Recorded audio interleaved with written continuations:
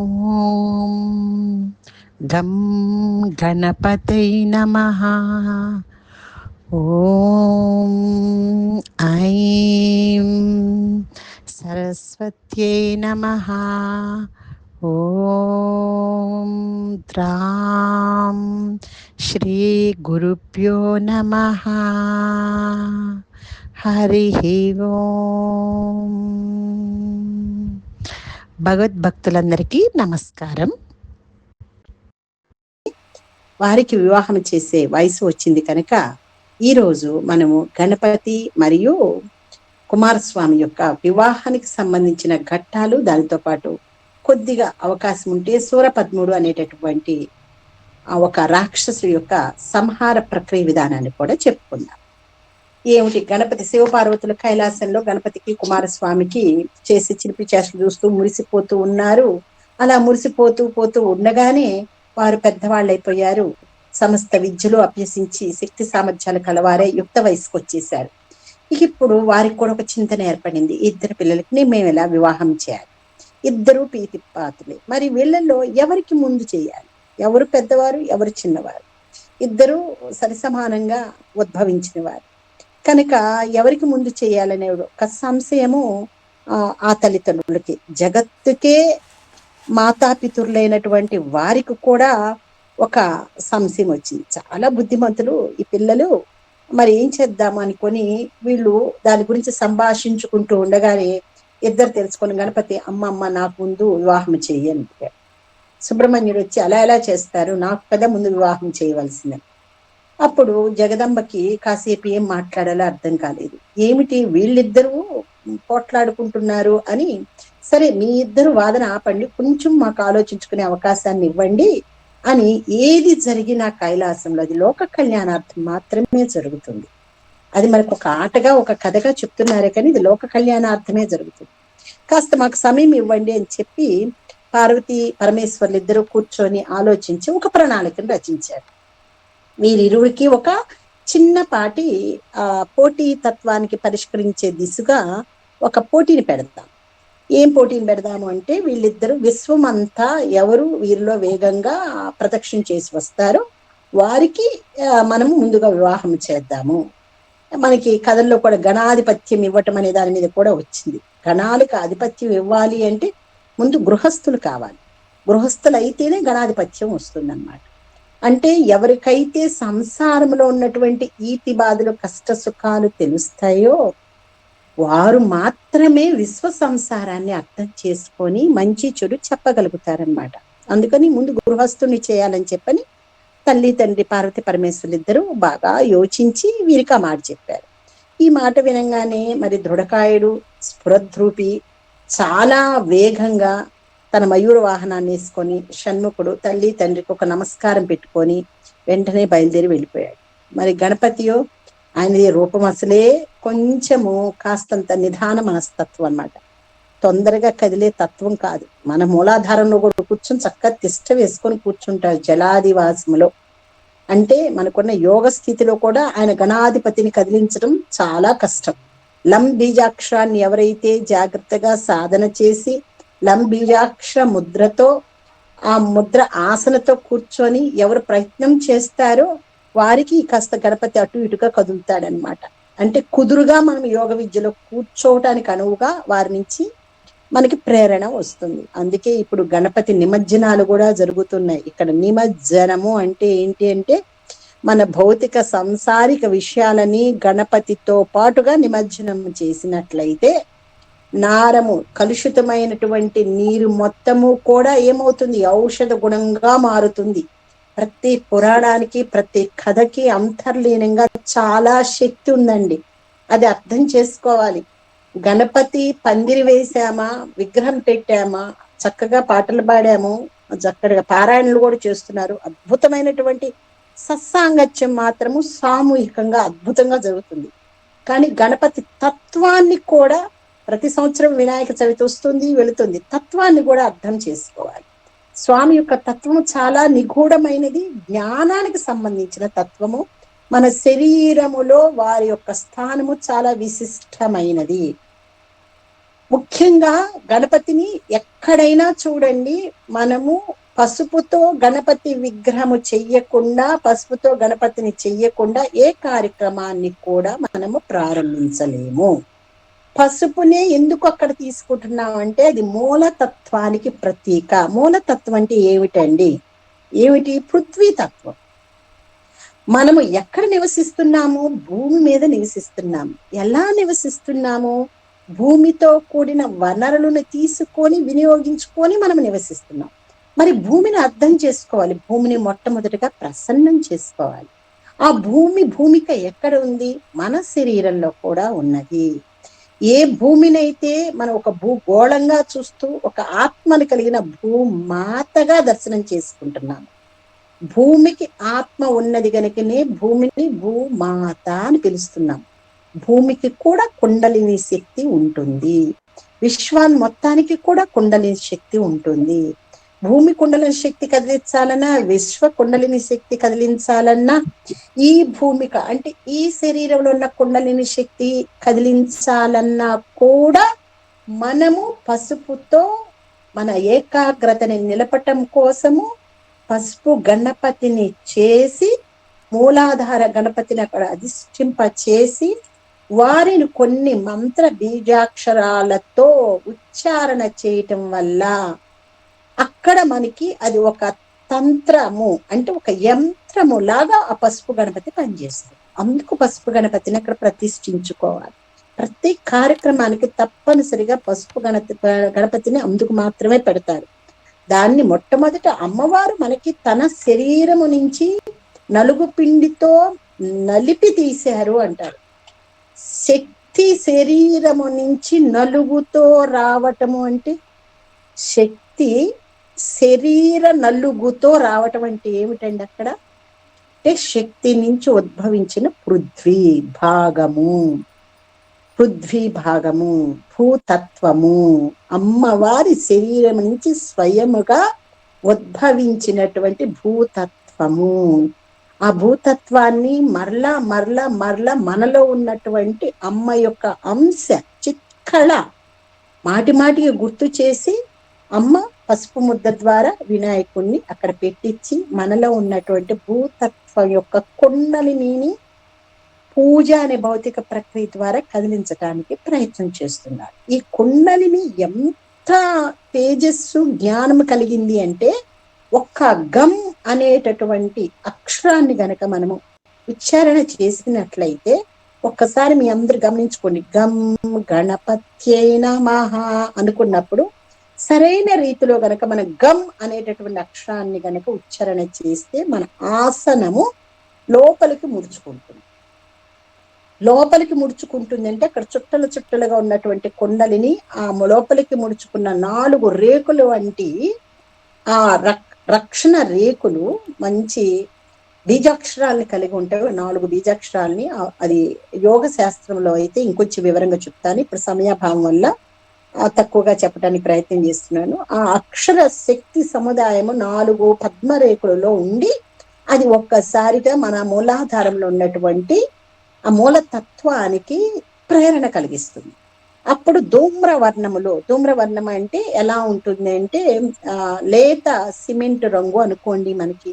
అలాంటి వర్ణంలో ఉన్నటువంటి పొగ వంటి ఆకారంలో ఉన్న సర్పిల ఆకారంగా, సర్పము మాదిరిగా చుట్టుకున్నటువంటి ఆ భాగము నెమ్మదిగా కదలటం ప్రారంభిస్తుంది.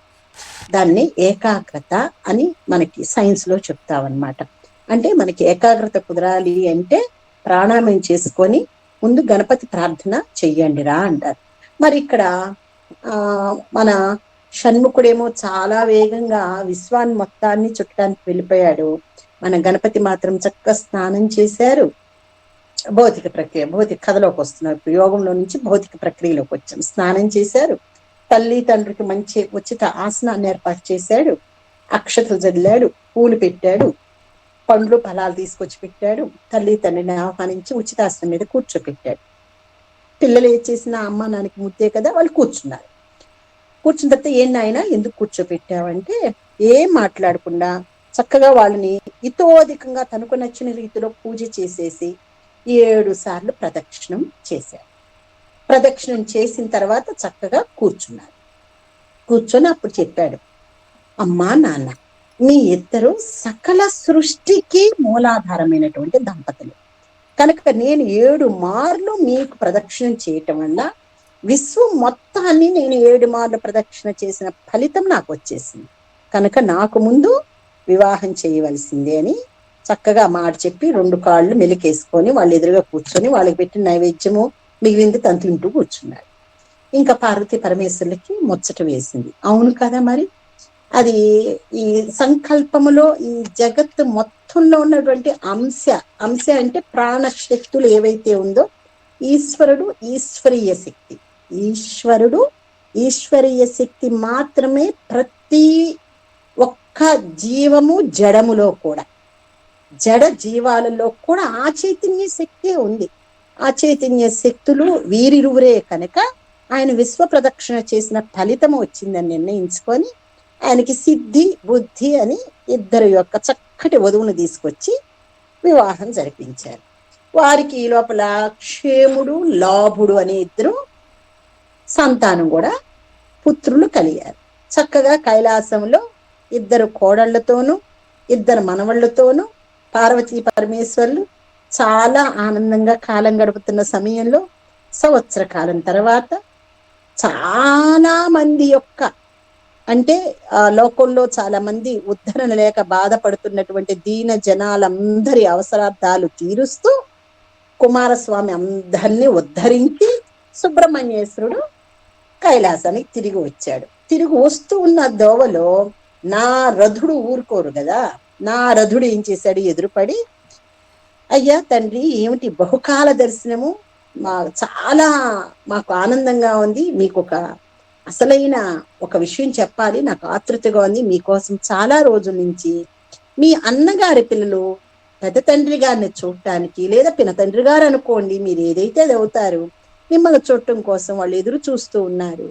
వినాయక స్వామికి వివాహం అయిపోయింది, చక్కగా 2 సంతానం ఉన్నారు, మీ అమ్మ మీ నాన్న మురిసి చాలా ఆనందంగా కైలాసంలో కాలం గడుపుతున్నారు అని ఆయనకి నెమ్మదిగా చెప్పారు. ఈ మాట వినగల దండపాణికి చాలా ఉక్రోషం వచ్చేసింది.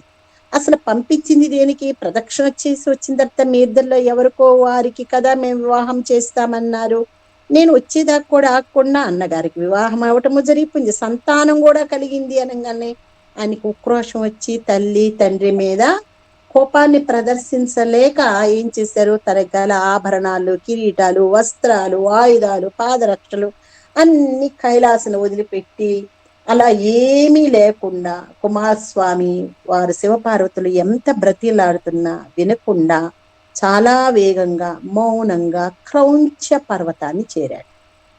శివపార్వతులు మనసు ఉండబట్టలేరు కదా, వాళ్ళు కూడా మనకులాగే భౌతికమైనటువంటి సంసారంలోకి వచ్చిన తర్వాత మోహ ఆవేశ కోప తాప ప్రేమ ఈక్షణ క్షుత్పిపాస లక్షణాలు అందరికీ కామని, అంటే సర్వసాధారణంగా అందరికీ ఉంటాయి.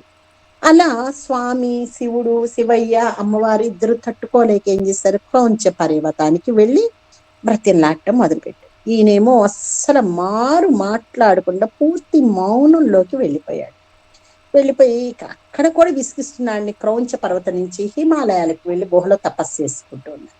శివపార్వతులు ఇద్దరు వెతుక్కుంటూ వెళ్ళి హిమాలయాలు కూడా అసలే అమ్మవారి పుట్టిల్లయ్యా, ఆమెకి తెలియని ప్రదేశం ఎక్కడుంది, హిమాలయాలకు కూడా వాళ్ళిద్దరు వెంటారు. ఇక అతనికి ఇంకా కోపం వచ్చినన్ని హిమాలయాల్లో ఉండనీయట్లేదు, క్రౌంచ పర్వతం మీద ఉండనీయట్లేదు అని చెప్పని అక్కడి నుంచి వింధ్య పర్వతానికి వెళ్ళిపోయి దాక్కొని అక్కడ తపస్సు చేయడం మొదలుపెట్టాడు. అక్కడ వెంటారాడు. మళ్ళీ అక్కడి నుంచి సహ్యాద్రి పర్వతాలకు వెళ్ళిపోయాడు. అక్కడ కొన్ని రోజులు గుహల్లో ఆయన అదృశ్యంగా ఉండి తపస్సు చేసుకున్నారు. శివపార్వతులు వెతకలేని ప్రాంతం ఎక్కడ ఉంటుంది, కొడుకుని వెతుక్కుంటూ అక్కడ కూడా వెళ్ళిపోయి ఆయన్ని బతిలాడటం మొదలు పెట్టారు. ఇంకా అసలు ఆయనకి పట్టరాని కోపం వచ్చింది. కనీసం వారి వైపు కన్నెత్తి కూడా చూడకుండా శేషాచలం కొండల్లో దానుకున్నాడు. ఇక్కడైతే మేనమామ విష్ణుమూర్తి నన్నేమన్నా కాస్త ప్రశాంతంగా ఉండనిస్తాడులే, అమ్మా నాన్నకి నచ్చ చెప్తారులే అని అనుకున్నారు. అయినా ఆయన కోపం అప్పటికి తగ్గలేదు. అసలే ఆయన ఎవరి స్నేహితుడు, ఆయన దగ్గర వాసుకి ఉంటుంది. వాసుకి చాలా ఆదిశేషుడికి వాసుకి చాలా పూర్తి స్థాయిలో ఎప్పుడు కోపం ఉంటది. అటువంటి బుసలు కొడుతూ తిరుగుతున్నాడు సుబ్రహ్మణ్యేశ్వర స్వామి. శేషాచలంలో కూడా వదల్లా. శివపార్వతులు ఇద్దరు వెళ్ళారు. వెళ్ళి మళ్ళీ కొడుకు ఎదురుగా అట్లానే దీనంగా చూస్తా నుంచున్నారు. అక్కడి నుంచి వాళ్ళు మళ్ళీ ఎక్కడికి వెళ్ళారు వదలకుండా? శ్రీశైలానికి వచ్చారు. ఇక్కడ కుమారస్వామి మొట్టమొదటి అందరూ అనుకుంటారు శ్రీశైలంలో శివపార్వతులు ఉన్నారని. ఈసారి శ్రీశైలంలో శివపార్వతులు ఇద్దరు వేరువేరుగా కనిపించలా. అర్ధనారీశ్వర రూపంలో పోయి స్వామి దగ్గరికి సాగిలపడ్డారు. అంటే నారీశ్వరులు. అందుకనే శ్రీశైలంలో అర్ధనారీశ్వరులుగా కనిపించిన వారికి పూజ చేస్తారు, స్వామి యొక్క ప్రత్యక్షతగా భావిస్తారనమాట. అయినా కుమారస్వామిలో ఎటువంటి చలనం లేదు. మౌనంగా గుహలో కూర్చొని చాలా కోపంగా తపస్సులోకి వెళ్ళిపోయాడు. వెళ్ళిపోయేటప్పటికి శివుడు ఏం చేశాడు? ఈ లోపల అమ్మవారికి ఒక సమస్య వచ్చింది. జనాలందరూ ఘోష పెడుతూ ఉన్నారు, అరుణాసురుడు అనే రాక్షసుడు ఉన్నాడు, మమ్మల్ని చాలా ఇబ్బంది పెడుతున్నాడు అమ్మ అని ఓ జనాలు స్తుతిస్తూ ఉంటే, అమ్మ స్వామివారి దేహం నుంచి భ్రమరాంబికగా, అంటే ఒక భ్రమరంలాగా మారి అరుణాసురుడు సంహారానికే వెళ్ళిపోయి. కానీ శివయ్య మాత్రము అలానే స్థానంలో చూస్తూ ఆయన అక్కడే నిలబడిపోయాడు స్వామివారిని చూస్తూ, సుబ్రహ్మణ్యేశ్వర స్వామి. అందుకే ద్వాదశ క్షేత్రాలలో, శివక్షేత్రాలలో, ద్వాదశ శివక్షేత్రాలలో రెండవ క్షేత్రము సోమనాథ క్షేత్రము మొదటిది, రెండవది శ్రీశైల క్షేత్రము. దీన్ని శ్రీగిరి పర్వతము అని కూడా అంటారు శ్రీశైలాన్ని. అక్కడే ఆయన స్థానంలో నిలబడిపోయారు. అమ్మవారు ఆ భ్రమరాంబికగా అరుణాసురుణ్ణి సంహరించి, పాపం ఆమె అదే విధంగా భ్రమరాంబికగా మొత్తం తిరిగి తిరిగి తిరిగి తన భర్త కూడా స్థానం అయ్యేటప్పటికి ఏం చేయాలో తోచగా ఆమె మాధవీలతగా మారి ఆయన్ని పని వేసుకొని కూర్చుంది. మాధవీలత అంటే ఏంటండి? మల్లె తీగలాగా అనమాట. అమ్మ పని వేసుకొని కూర్చుంది. ఆయనకు కొద్ది స్థాయిలో భ్రమరాంబిక రూపంలో కొద్దిగా పై భాగాన ఆమె కూడా అలా నిలబడిపోయింది. ఈ కథనంతా చూస్తున్నటువంటి గణపతి సాక్షిగా మిగిలిపోయి ఆయన ఇంకా కొద్ది దూరంలో పోయి సాక్షి గణపతిగా నుంచున్నాడు. ఆ విధంగా కైలాసం నుంచి శివ పరివారం అంతా అక్కడొచ్చి కూర్చుంది. ఇక్కడ మనం ఒక చిన్న జాగ్రత్తగా గమనించవలసిన అంశం ఏమిటి అంటే, ద్వాదశ జ్యోతిర్లింగాలలో రెండవ జ్యోతిర్లింగము శ్రీశైలంలో ఉన్నటువంటి మల్లికార్జున స్వామి. మొదటిది సోమనాథ. సోమనాథుడు అంటే చంద్రుడికి సంబంధించినటువంటి లింగం అనమాట. సోమేశ్వర అని పిలుస్తూ గనక మనం పదే పదే ఈశ్వరుని సోమేశ్వర సోమేశ్వర సోమేశ్వర అని తలుచుకుంటే మానసికమైనటువంటి అలజడులు తగ్గుతాయి.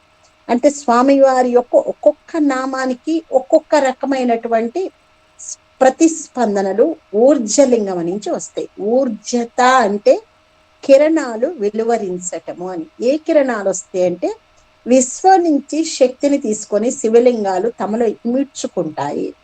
ఎవరైతే భక్తులు నామముతో ఉచ్చరణ చేస్తూ ఉంటారో ఆ నామ శబ్ద తరంగాలు వాటిని చేరటం వల్ల అవి తిరిగి ప్రతిస్పందన చెంది అవి మన అణువులు ప్రకంపిస్తూ ఉంటాయి కదా. మనం మాట్లాడుతున్నప్పుడు శబ్ద తరంగాలు మన శరీరంలో కూడా తిరుగుతూ ఉంటాయి కదా.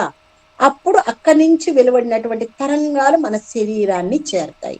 అందుకనే ఆ గుడిలోకి వెళ్ళినప్పుడు గోవింద గోవింద అని కానీ, నమశివాయ నమశివాయ అని కానీ, శివాయ నమః శివాయ నమః అని పెద్దగా నామోచ్చరణ చేయటానికి పెద్దవాళ్ళు మనకి అలవాటు చేశారు. గర్భగుడి లోపలికి వెళుతూ ఉన్నప్పుడు నామోచ్చరణ చేస్తూ లోపలికి వెళ్ళమన్నారు. అక్కడికి వెళ్ళిన తర్వాత శబ్దాన్ని ఉపసంహరించుకొని కంటి దృష్టితో అక్కడ ఉన్నటువంటి శక్తిని, ఆ మొత్తాన్ని శరీరం లోపలికి ఆవాహన చేసుకోవటానికి ప్రయత్నం చేయాలి. మనందరం అక్కడికి వెళ్ళిన తర్వాత ఈ కోరికలు చెప్పుకోవటం, మనం చెప్పుకున్నా చెప్పుకోకపోయినా కోరికలన్నీ వాళ్ళు మన కర్మ ఫలితానుసారము తీరుస్తూనే ఉంటారు. మన ఇంట్లో అమ్మా నాన్న ఎంత శ్రద్ధగా మన మీద ఒక ధ్యాస పెట్టి చూస్తూ ఉంటారో, శివయ్యను అమ్మ కూడా మన మీద అంత ధ్యాస పెట్టి చూస్తూ, మనం అడిగినా అడగకపోయినా మనకు కావాల్సినన్ని వాళ్ళు సమకూరుస్తూ ఉంటారు. కాకపోతే అమ్మా నాన్న ఏ విధంగా భౌతికంగా పిల్లల యొక్క ఉన్నత స్థితిని కోరుకుంటారో, మన ఆత్మతత్వాన్ని తెలుసుకొని మన ఎదుగుదలను కోరుకుంటారు. అందుకే వాళ్ళు ఎలా ఉన్నారు, రెండవ స్థాయిలో ఉన్నటువంటి, అంటే ద్వాదశ జ్యోతిర్లింగాల్లో రెండో క్షేత్రముగా మల్లికార్జున స్వామి ఉంటే 6వ శక్తి క్షేత్రంగా అమ్మవారు ఉన్నారు. ఇక్కడ 3 స్థితుల్ని గనక మనం దాటగలిగినట్లయితే, ఏ 3 స్థితులు? త్రిగుణాలు. అదే కదా మనం చెప్పుకున్నాము ఒకసారి. త్రిదళం త్రిఆయుధంచ అనుకున్నాం. త్రిదళము అంటే ఎవరు? మారేడు దళంలో ఉంది. సత్వ రజో తమో గుణాలని ఉంటాయి. సత్వగుణం ఎప్పుడు పైకి ఉంటాయి, రజో తమో గుణాలు 2 ఆకులుగా ఇటొకటి అటొకటి చూస్తూ ఉంటది. ఈ 3 గుణాలు కూడా లుప్తమైపోయి ఏక బిల్వం శివార్పణం, ఏకాకృతికి వచ్చి ఆ బిల్వాన్ని శివుడికి అర్పించండి అని చెప్తోంది అనమాట శివస్తోత్రం అది. మరి ఆ స్థితికి ఆ మూడింటిని అంటే 2 3 6 అంటే ఈ యొక్క శివలింగానికి ఆ మూడింటిని ఏకీకృతం చేసి బిల్వాన్ని అర్పించినట్లయితే ఊర్ధ్వ స్థితిలో ఉన్నటువంటి 6వ చక్రానికి చేస్తాం. ఊర్ధ్వ స్థితిలో ఉన్న 6వ చక్రం ఏంటండి? మొట్టమొదటి మూలాధార చక్రము, రెండవది స్వాధిష్టానము, మూడవది మణిపూరకము, తర్వాత 4వది హృదయం దగ్గర ఉన్నటువంటి అనాహత చక్రము, తర్వాత విశుద్ధ చక్రము, 5వది 6వది ఆజ్ఞా చక్రం. దీన్ని ఇక్కడ మనకేం వినపడుతుంది అంటే భ్రమర భ్రమర శబ్దము వినపడుతుంది. భ్రమర శబ్దము అంటే ఏమిటి అంటే హిరీ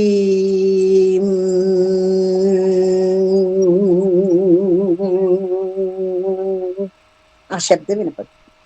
ఆ భ్రమర శబ్దము ఎప్పుడైతే మనకి వినపడటం మొదలు పెడుతుందో, అరుణాసురుడు, రుణ అంటే ఏమిటండి? పాపాలు.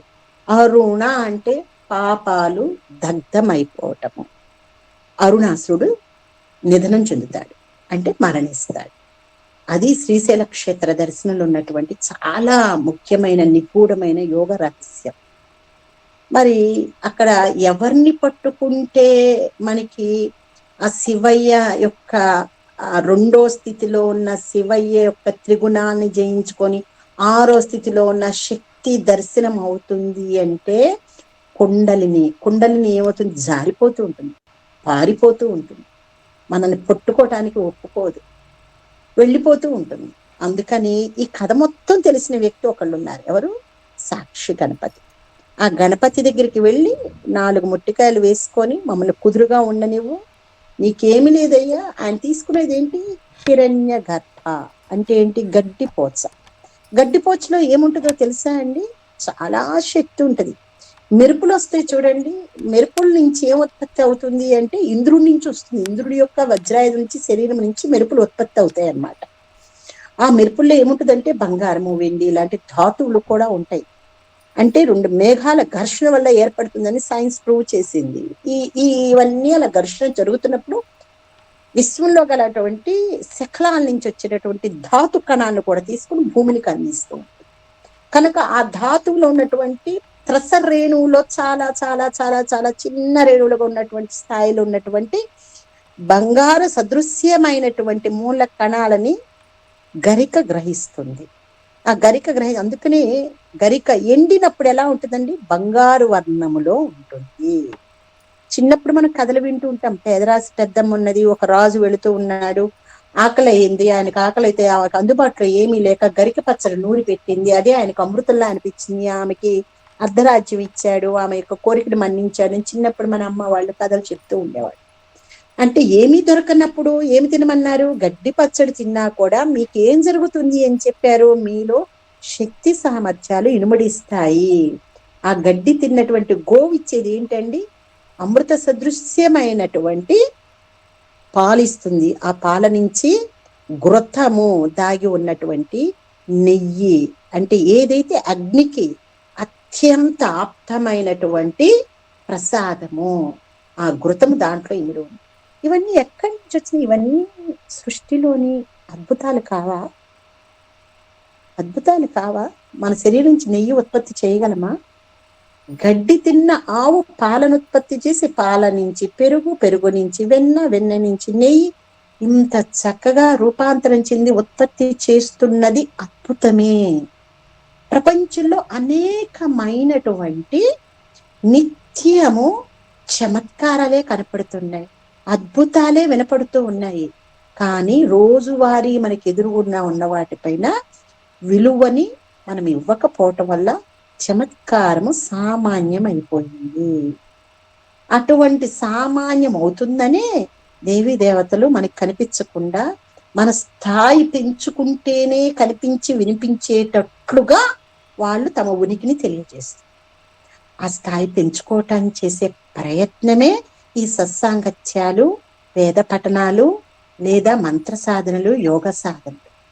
అంటే వారున్న సూక్ష్మ స్థితి స్థాయికి స్థూలంగా ఉన్న మన రూపాన్ని తెదింప చేసుకొని సూక్ష్మ స్థాయిలో ఎదగగలిగినప్పుడే యోగ సిద్ధి కలుగుతుంది. యోగ సిద్ధి ద్వారానే ఆ చమత్కార స్థితి స్థాయికి ఈ జీవుడు కూడా వెళ్ళగలుగుతాడు. ఎందుకని దానికి అంతకుముందు దేవి దేవతలు కిందకు వచ్చి మాట్లాడేవాళ్ళు అనేవాళ్ళు. కానీ ఇప్పుడు ఎందుకు అలా జరగట్లేదు? మన యొక్క స్థాయిని మనము మర్చిపోయాం. మర్చిపోయింది కాక స్థాయి గల జీవుల్ని ఏం చేస్తున్నాము? సామాన్యంగా అనుకొని మనము వారిని ఒక నిర్లక్ష్య వైఖరితో వదిలివేస్తున్నాం. మనం ఉద్ధరింపబడకపోయింది కాక ఉద్ధరింపబడటానికి అవకాశం లేని వాతావరణాన్ని స్పృశిస్తున్నాం. మనము నిర్లక్ష్యం చేసంటే పక్కనోళ్ళు, ఇంకో పక్కనోళ్ళు ఆ విధంగా స్పృశించటం వల్ల, వాతావరణం అలా అవ్వటం వల్ల ఏం చేశారు వాళ్ళు? మనకి రాళ్ళు రప్పలకి పూజ చేసుకోండి, యంత్రాలకి తంత్రాలకి ముందు పూజ చేసుకోండి, ఈ మొదటి మెట్టు ఎక్కండి, ఈతి బాధలన్నీ పడండి, కర్మల్లోకి వెళ్ళండి, ఆ తదుపరి సూక్ష్మయోగ స్థితికి రండి అని చెప్పి మనల్ని వదిలేసి వెళ్ళి చూడండి. ఏదైనా మనం చేసుకున్నది. సరే, ఈ విధంగా మీకు అనుకోకుండా శ్రీశైలం ఉన్నటువంటి అద్భుత రహస్యాన్ని ఎందుకు అమ్మవారు వినిపింప చేయటానికి ప్రయత్నం చేశారు. మీ అందరు విన్నారు. ఈ తదుపరి అక్కడ శ్రీశైల క్షేత్రంలో ఎవరు తిరుగుతూ ఉంటారంటే అగస్త్య మహాముని. ఆయన ఎందుకండి? వింధ్య పర్వతం యొక్క గర్వాన్ని అణచడానికి దక్షిణ భారతదేశం పంపించబడ్డాడు. ఎక్కడి నుంచి? కాశీ నుంచి. కాశీ నుంచి ఆయన బలవంతంగా రావటం జరిగింది. అస్సలు ఆయనకి ఇష్టం లేదు కాశీని వదిలిపెట్టి రావటం. కానీ దక్షిణ భారతదేశంలో మీరు వెళ్ళి ఉద్ధరింప చేయాలి. ఎందుకు? దక్షిణ భారతం అంతా రావణాసురుడి యొక్క ప్రభావం ఉండటం వల్ల రాక్షస ప్రవృత్తి కలిగి ఉంది. ఎంత విచిత్రమైన వ్యక్తులు అంటే దక్షిణ భారతంలో కర్ణాటక, ఇప్పుడు ఆంధ్ర, తెలంగాణ, మద్రాసు, మహారాష్ట్ర వాళ్ళు సగం భాగము. వీళ్ళందరూ కూడా దక్షిణాది కిందకు వస్తారు. వీళ్ళందరూ కూడా సంక్రమణ చెందినటువంటి జీవులు. అంటే ఆర్యుల యొక్క తెలివితేటల శక్తి ఉంది, రాక్షసుల యొక్క మూర్ఖత్వం కూడా ఉన్నది ఈ దక్షిణ భారతీయులకి. ఈ మూర్ఖత్వాన్ని పెంకును పగలగొట్టాలి అంటే దేవీ దేవతల వల్ల కాలేదు. అందుకని ఏం చేశారంటే, కావాలంటే తమిళనాడులో చూడండి ఎంత మూర్ఖత్వం అంటే, వేలాయుధాన్ని ఈ చివరి నుంచి ఈ చివరికి పొడుచుకుంటాడు. పొడుచుకొని అది ఒక ఇది మయూరం లాంటిది భుజానికి వేసుకొని ఎగురుకుంటూ రోడ్ల మీద తిరుగుతూ ఉంటారు. అంత మూర్ఖత్వం. భక్తిలో కూడా పరాకాష్ఠకు వెళతారనమాట. సరే, మన వాళ్ళంటే కాస్త పసుపు వేసుకొని చేతిలో హారతలు ఇస్తారే కానీ కింద పసుపు ఉంటుంది, జాగ్రత్త చేయగలకుండా. మనకు వాళ్ళకి కొంచెం తెలివి ఎక్కువ. లేదా నీటి బాగా తడి చేసుకున్నట్లయితే కాలటానికి టైం పడుతుంది. క్యాంఫర్, కర్పూరం అనేది కర్బన సమ్మేళనం కనుక నీటికి అంటదు కనుక కాలటానికి కొంత టైం పడుతుంది. ఈ లోపల నీలాంటి వాళ్ళు వచ్చేసి మహత్యం గల తల్లి అని చెప్పి పక్కకు లాగేస్తారు కదా, అలా కాలనివ్వరు కదా. ఇలాంటివన్నీ చమత్కారాలు జాగ్రత్తగా చేసుకుంటూ ఉంటారు ఈ తెలుగు వాళ్ళందరూ. కానీ తమిళనాడులో మాత్రం మూర్ఖపు భక్తి ఉంటుంది. ఆ మూర్ఖత్వాన్ని తీసివేయటం కోసము అగస్త్య మహామునిని పంపించారు. అంటే ఒక గురువు కావాలని గురువుని పంపించారు. పాప ఆయన వల్ల కూడా కాలేదనుకోండి. అందుకే 3 తలలు వేసుకొని దత్తాత్రేయుడే రావాల్సి వచ్చింది తర్వాత కాలంలో. అందుకే దత్తగుళ్ళన్నీ కూడా ఎక్కువగా సహ్యాద్రి పర్వతానికంటే యువతల, అంటే మన దక్షిణ భారతదేశంలో ఎక్కువగా దత్త సంప్రదాయం అనేది, అంటే ఎక్కడ పడితే అక్కడ అవధూతలు రావటం జరిగింది. అవధూతలు వచ్చి ఏ ప్రాంతాలు, చిన్న ప్రాంతాలను విభజించుకొని వాళ్ళ యొక్క చరిత్రలన్నీ చెప్పి బోధన చేయటానికి ప్రయత్నం చేస్తున్నారు. ఇప్పుడు అగస్త్య మహాముని శ్రీశైల క్షేత్రంలో స్వామివారిని దర్శించుకోవటానికని వచ్చారు. ఆయన అక్కడ సుబ్రహ్మణ్యేశ్వర స్వామి చూడగానే ఆయనకి విపరీతమైన ఆనందం వేసింది. ఎందుకంటే ఏ జ్ఞానానికి మూలము, ఆ మూలమైనటువంటి యోగ శక్తి ఏదైతే ఉందో ఆ యోగ శక్తి ప్రతిరూపం ఎవరు? సుబ్రహ్మణ్యేశ్వర స్వామి. కానీ స్వామిని చూడగల ఆయనకి చాలా ఆనందం వేసింది. లోపాముద్ర ఆయన యొక్క భార్య అనమాట. ఆ ఇద్దరు దంపతులు వెళ్ళి అక్కడ స్వామిని దర్శించుకొని స్కందుణ్ణి అర్చించి సాష్టాంగ దండ ప్రమాణాలు చేసి వేద సూక్తాలతో ఆయన సంతోషపరిచి స్తోత్రాలు చేశాడు. అప్పుడు స్కందుడు చాలా ఆనందపడిపోయి, మీరు కనిపించడం నాకు చాలా ఆనందంగా ఉంది. ఎందుకు అంత ఆనందంగా ఉందంటే మీరు కనిపించటము, ఎవరు అన్నది అన్నమాట సుబ్రహ్మణ్యేశ్వర స్వామి. కారణం ఏంటంటే మీరు కాశీ నుంచి వచ్చారు. కాశీని తలుచుకుంటే కైలాసంతో సమానం. కాశీని మీరు ఎలా వదిలి వచ్చి బాధపడుతున్నారో కైలాసాన్ని వదిలి వచ్చి నేను కూడా అంతే బాధపడుతున్నాను. ఒకసారి కైలాసాన్ని వదలటం అంటే తిరిగి కైలాసానికి వెళ్ళాలి అంటే కుమారస్వామికి కూడా కష్టం. మళ్ళీ అమ్మా నాన్న అనుమతి లేకుండా అక్కడికి వెళ్ళలేడనమాట. అలాగే ఈయన కూడా అగస్త్య మహాముని కూడా కాశీని చేరటానికి చాలా ఇబ్బంది పడుతూ ఉన్నారు. వెళ్ళటానికి అనుమతి లేదు. ఆయన ఇక్కడ దక్షిణ భారతదేశం అంతా ఉద్ధరణ చేసిన తర్వాతే నాటు వెళ్ళాలి. కనుక నేను కనీసం కైలాసాన్ని వదులుకున్నాను, కనీసం కాశీనైనా సందర్శించాలనుకుంటున్నాను, కానీ నాకు అనుమతి లభించలేదు. ఎవరంటుంది మాట? స్కందుడు. అనుమతి లభించలేదు, అందుకే నేను శ్రీశైలంలో ఉండి తపస్సు చేస్తున్నాను. అంటే కాశీ వెళ్ళలేని వారికి కాశీతో కైలాసంతో సమానమైనది ఇటుపక్క ప్రాంతంలో, అంటే పశ్చిమ దిశ వైపు ఉన్నటువంటి ఈ భౌగోళిక ప్రాంతంలో ఎవరు అంటే శ్రీశైలం, శ్రీగిరి అన్నమాట. ఎందుకంటే కైలాసం మొత్తాన్ని సుబ్రహ్మణ్యేశ్వర స్వామి పుణ్యం అంతా, పుణ్యాన అందరూ వచ్చి ఇక్కడ ఉన్నారు. ఎప్పుడైతే మరి పార్వతీ పరమేశ్వరులు వచ్చారో, వినాయకుడు వచ్చాడో, పరివారం అంతా కూడా వచ్చి శ్రీశైలంలో ఉండటం జరిగింది కదా. అందున ఇప్పుడు గురువు అగస్త్యుడు కూడా ఇక్కడికి వచ్చారు.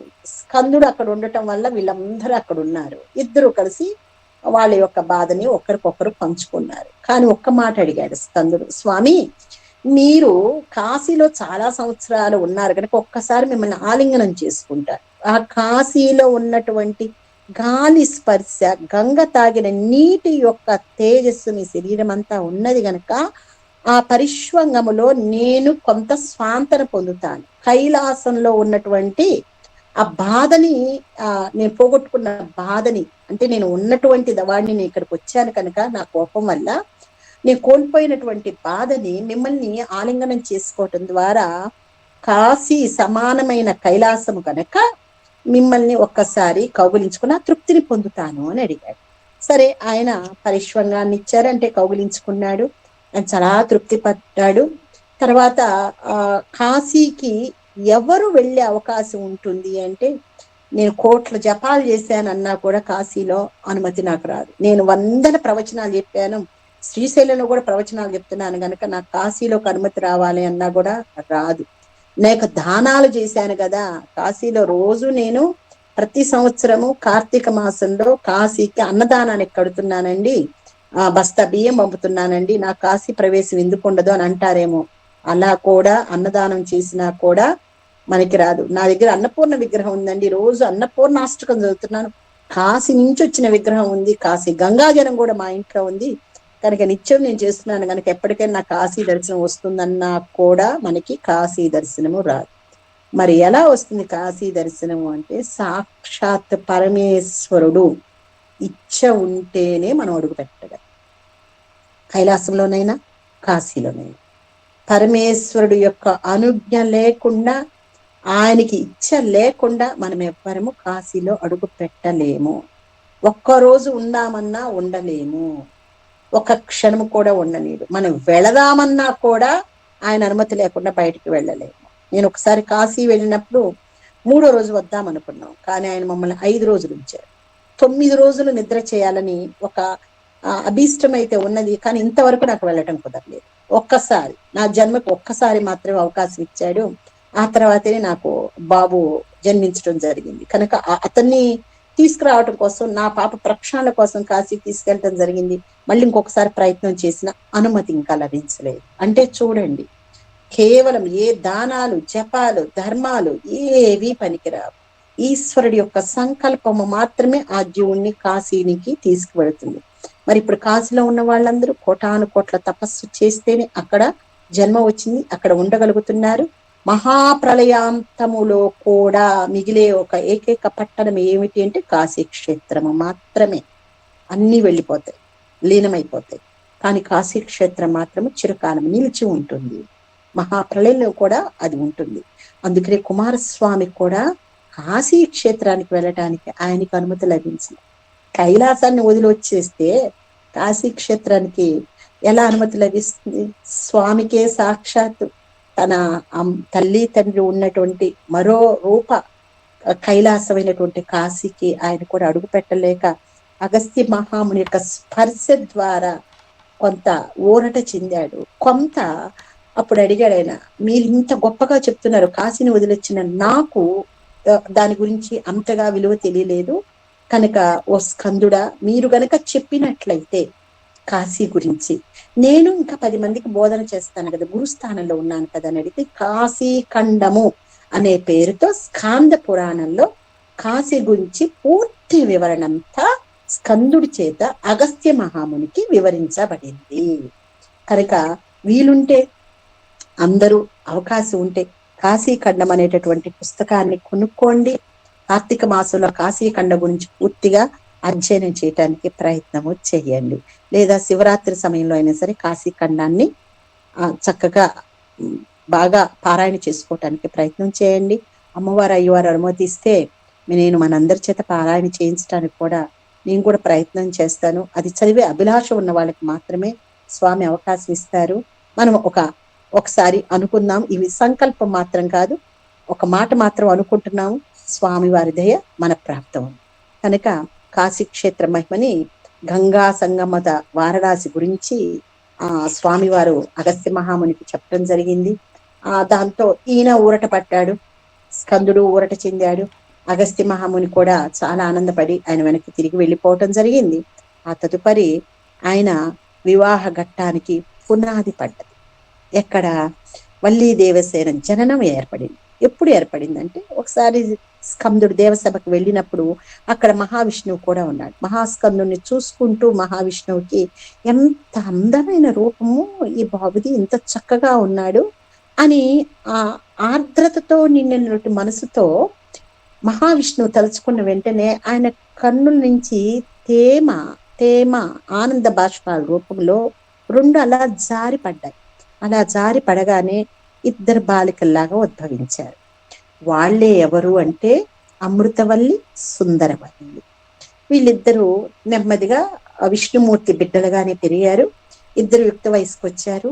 వచ్చి వాళ్ళు కుమారస్వామిని చూసి మేము వారినే వివాహం చేసుకుంటామని చెప్పి విష్ణుమూర్తిని అడగటం జరిగింది. మేము మీ కుమార్తెలము కనుక వారు మాకు బావగారు వరుస అవుతారు కనుక ఇవి చేసుకుంటామంటే విష్ణుమూర్తి చెప్పాడు, ఇది నా చేతుల్లో లేని విషయము. సాక్షాత్ స్కందుడు నాకు అల్లుడు కావటం, మేనల్లుడుగా కన్నా అల్లుడుగా కావటం నా అదృష్టం అవుతుంది. మీరు ఆయన కోసం తపస్సు చెయ్యండి. ఆయన కోసం తపస్సు చేయటం అంటే ఏంటి? యోగత్వాన్ని సిద్ధింప చేసుకోవటం. యోగత్వము అంటే మాట తక్కువగా ఉండాలి, మనసు ఇంద్రియాలకి లోబడి ఉండాలి, ఇంద్రియాన్ని అణుచుకొని ఉండాలి, ప్రశాంత చిత్తంతో ఉండాలి. వాళ్ళు తపస్సుకి కూర్చున్నారు. అనుగ్రహం కోసం తపస్సు చేస్తూ ఉంటే ఎక్కడికి వెళ్ళి తపస్సు చేయాలని నిర్ణయించుకున్నారు? శరవణ తట, అక్కడే కదా ఆయన ఉద్భవించింది. ఆ శరవణ తటకు వెళ్ళి తపస్సు ప్రారంభించారు. ఇంకా స్వామి ప్రత్యక్షమయ్యాడు. సరే, మిమ్మల్ని ఇద్దరిని ధర్మపత్నులుగా స్వీకరిస్తాను, నేను సిద్ధంగా. ఓ అమృతవల్లి, నువ్వు ఒక పని చేయి. నువ్వు ఈ దేహంతో నాకు ఇప్పుడు భారీగా వచ్చే అవకాశం లేదు, ఇంకా కొంత నీకు ఇంకొక జన్మ అంటే నీకు ఒక స్థాయి భేదము కొంచెం మారాల్సిన పని. నువ్వేం చేస్తావంటే, ఇంద్రుడికి కుమార్తెగా కనుక ఉన్నట్లయితే నేను నిన్ను స్వీకరిస్తాను అని చెప్పారు. అమ్మ వెంటనే ఏం చేశారు? సరే తండ్రి, నేను ఇంద్రుడు కుమార్తెగా వెళతానని చిన్న బాలికగా మారిపోయి, మన తపశ్శక్తి వచ్చింది కదా, బాలికగా మారిపోయి ఇంద్రసభకు వెళ్ళిపోయి ఇంద్రుడి దగ్గరికి వెళ్ళి, నన్ను కుమార్తెగా స్వీకరించు, నేను నారాయణుడు కూతుర్ని, నారాయణుడు నీకు అన్నగారితో సమానం, అన్నగారి కూతురు నీ కూతురే గనక నన్ను నీ కూతురుగా స్వీకరించి నన్ను పెంచి పెద్ద చెయ్యి, నాకు ఎవరితో వివాహం చేస్తావు? సుబ్రహ్మణ్యేశ్వర స్వామితో వివాహం చెయ్యి అని ఆయన. ఇంద్రుడు ఆ మాటకి పులకించిపోయాడు. ఆయన ఏం చేశాడు అంటే, ఐరావతం అనేటటువంటి ఏనుగుని ఎక్కి కూర్చొని ఉన్నాడు. ఆ సమయంలో చిన్న పాప కదా, అందుకని ఆమెని చెయ్యి నుంచి పైకి తీసుకున్నాడు. కింద నుంచి ఆమెని పైకి లాగటం అంటే యానము, అంటే ప్రయాణము చేయించాడు. కనుక ఎవరు? దేవతల యొక్క అధిపతి కనుక దేవయానము, కనుక అమ్మని దేవయాని అన్నారు. అమృతవల్లి అనేటువంటి అమ్మకి పేరేంటి? దేవయాని. ఆ ఐరావతం మీద కూర్చోబెట్టుకొని ఆయన నడుస్తూ ఉంటే దేవసేన మొత్తము ఆయన వెంట కదుపుతూ ఉంది కదా, దేవతలకు అధిపతి కదా. అందుకని ఆ చిన్న పాపతో ఇంద్రుడు ప్రయాణం చేస్తూ ఉన్నప్పుడు సైన్యం మొత్తము వారి వెంట వెళ్ళటం వల్ల అమ్మ చిన్న శక్తి రూపంగా ఇంద్రుడి యొక్క ముందు కూర్చొని ఉండటం వల్ల ఆమెకి దేవసేన అనే పేరు కూడా ఆమెకి రావటం జరిగింది. మరి సుందరవల్లి ఉంది కదా, ఆమెకేం చెప్పాడంటే, నువ్వు శివమునికి పుత్రికగా పుట్టు, శివమునికి పుత్రికగా పుట్టి నంబిరాజు అనే కోయివాడి దగ్గర పెరగాలి, నువ్వు అలా పెరిగితే నేను నిన్ను వివాహం చేసుకుంటాను అని చెప్పాడు వాళ్ళిద్దరికి. మరి అలా ఎందుకు చెప్పాడు అనేది మనము తర్వాత క్లాస్లో చూద్దాము. సుందరవల్లి కూడా భూమోలోకానికి వచ్చేసింది. తొండ మండలము అనేటటువంటి ప్రాంతంలో శివమునికి పుత్రికగా జన్మించింది. అక్కడ కోయిదర నంబిరాజు దగ్గర వల్లి అనే నామంతో ఆమె పెరగటం మొదలుపెట్టింది. ఈ నంబిరాజుకి ఎక్కడ దొరికింది ఆమె? లతల మధ్య, పూ పొదల మధ్య లతల్లో శివముని యొక్క కూతురు అక్కడ విడవబట్టం వల్ల నంబిరాజుకి లతల మధ్య ఆమె దొరికింది కనుక వల్లి, వల్లి అంటే లత అన్నమాట, శ్రీవల్లి అని కూడా పిలుస్తూ ఉంటారు. ఆ విధంగా వీళ్ళిద్దరూ తిరిగి రెండోసారి తమ యొక్క స్థితిని మార్చుకున్నారు. ఎవరిని పొందటం కోసము? సాక్షాత్తు సుబ్రహ్మణ్యేశ్వరుణ్ణి పొందటం కోసం. సుబ్రహ్మణ్యేశ్వరుడు అంటేనేమిటి? యోగ స్థితికి మూల స్వరూపము. ఆ మూల స్వరూపానికి రావాలంటే ఇక్కడ రెండు విధాలైన శక్తులు విడిపోయింది. ఒక శక్తి దేవసేన, ఇంద్రుని కూతురిగా మారింది. ఇంద్రుని కూతురిగా మారటము అంటే ఇక్కడ మనం గ్రహించాలి, ఇంద్రియాలకు అధిపతి అయినటువంటి శక్తి మాతగా మారిపోయింది. అంటే మనకి సుబ్రహ్మణ్య యోగ స్థితి రావాలి అంటే మనము ఒక స్థితిని పొందాలి. ఏంటి? ఇంద్రియాలను అదుపులో ఉంచుకోవాలి. మరి శివ మునిగా మారటం. ముని అంటే ఏంటి? మౌనంగా ఉండేవాడు ముని. శివముని అంటే మంగళకరమైన మౌనము. దొరికేది ఎక్కడ? నంబిరాజుని కోయవాడికి. నంబిరాజు కోయత్వము అంటే ఏంటండి? అటవిక స్థితి. అటవిక స్థితి అంటే ఏంటి? మన యొక్క స్థితి ఏదైతే ఉన్నదో మాట వల్ల మనము గజిబిజిగా ఉన్నటువంటి సంసారములో ఉన్నటువంటి మన చేష్టలు ఏవైతే ఉన్నాయో అవన్నీ కూడా మనల్ని పరిపాలిస్తూ ఉన్నాయి. కర్మబంధం అనే వలయంలో బంధించి వేస్తూ ఉన్నాయి. ఆ మాటలని అంటే ఈ ప్రపంచమంతా శాసించబడుతుంది మాట ద్వారాని. అది నాదైనా మీదైనా లేదా ఒక ప్రధాన మంత్రిదైనా ఎవరిదైనా కేవలం ప్రపంచం శాసించబడుతుంది మాట ద్వారానే. ఈ మాట వల్ల ఏం ఏర్పడుతున్నాయి? కర్మ వలయాలనే ఒక వల అల్లుకుంటుంది. ఆ వలలో మనం ఎలా ఉండాలి? శ్రీవల్లిగా అంటే సుందరవల్లిగా. సుందరవల్లిగా అంటే అందమైన చైతన్య స్థితి అని. అందమైన చైతన్య స్థితి రావాలంటే శివమునికి పుట్టాలి. శివమునికి పుట్టడం అంటే మంగళకరమైన మౌనంలోకి వెళ్ళాలి. ఆ మంగళకరమైన మౌన స్థితిని ఎవరు పొందుతారో వారు మాత్రమే యోగ స్థితితో పరిణయం జరుగుతుంది. అంటే ఇక్కడ రెండు శక్తులని ఎలా చూపించారు? అధిపతి. ఈ రెండు శక్తులకి అధిపతి ఎవరు? యోగశక్తి. ఆ యోగశక్తి కుండలిని యోగమే మనకి గుహుడుగా. గుహుడుగా అంటే ఆయన ఎక్కడో గుహలో దాక్కుని తపస్సు చేస్తున్నారు. ఎవరు వెతుక్కుంటా వెళ్ళారు? ఇక్కడ శ్రీవల్లి, అమృతవల్లి. శ్రీవల్లి, అమృతవల్లి వీళ్ళిద్దరికంటే ముందు ఎవరు ఒడివడిగా వెళ్ళిపోయారు? శివ శక్తి. శివ శక్తి వాళ్ళు ఎక్కడ ఉన్నారు? భూలోకంలోకి వచ్చి శ్రీగిరి పర్వతంలో చూసి కాశీలో తిష్ట వేసి కూర్చున్నారు. కాశీ ఎక్కడుందండి? మన నుదుటి భాగాల్లో. కనుక మనందరము దీన్ని నిగూఢమైనటువంటి అద్భుతమైనటువంటి యోగ రహస్య స్థితిని మనకు ఒక కథ రూపంలో నేర్పించటానికి మన పురాణ కర్తలందరూ ప్రయత్నం చేశారు. ఏదో అది పుక్కిట పురాణంగా భావించకుండా దీనిని అంతర్లీనంగా ఉన్నటువంటి ఆ మూల బీజాన్ని పట్టుకొని సంసారం అనే చక్రంలో ఉంటూ మన పూర్వజన్మ నుంచి తీసుకొని వస్తున్నటువంటి శిఖరంలా పేరుకున్న మన కర్మలన్నిటినీ ఒక్కొక్క దాన్ని ఛేదించుకుంటూ ఈ కథనాలలో జరుగుతున్న రాక్షస సంహారాలు ఏవైతే ఉన్నాయో మనలో అంతర్గతంగా ఉన్నటువంటి రాక్షస లక్షణ సంహారాలని చేసుకుంటూ మనము ఏ స్థితికి పొందాలి? స్కంద స్థితికి పొందాలి. దీన్ని ఏమన్నాము? స్కంద చరిత్ర అన్నాం. అంటే కూడుకోవటం. స్కందం అంటే కూడుకోవటం. ఏ విధంగా కూడుకోవాలి? మన సాయశక్తుల యోగ స్థితిలోనికి కూడుకోవటానికి ప్రయత్నించాలి. అది చేరీతము అవుతుంది. చేరీతము అంటే తరింప చేసేది. అటువంటి చరిత్ర వినటానికి మనకి సాక్షాత్తు ఈశ్వర మాత మనకి ఈ అద్భుత అవకాశాన్ని ఇచ్చి ఈరోజు ఈ ప్రవచనాన్ని మనందరికీ వీరుల విందుగా వినిపించ ప్రయత్నం చేసినందుకు వారికి మనందరి తరపున భక్తితో ప్రణమిల్లుతూ ఏతత్ సర్వం శ్రీ పరమేశ్వరార్పణమస్తు. హరి ఓం.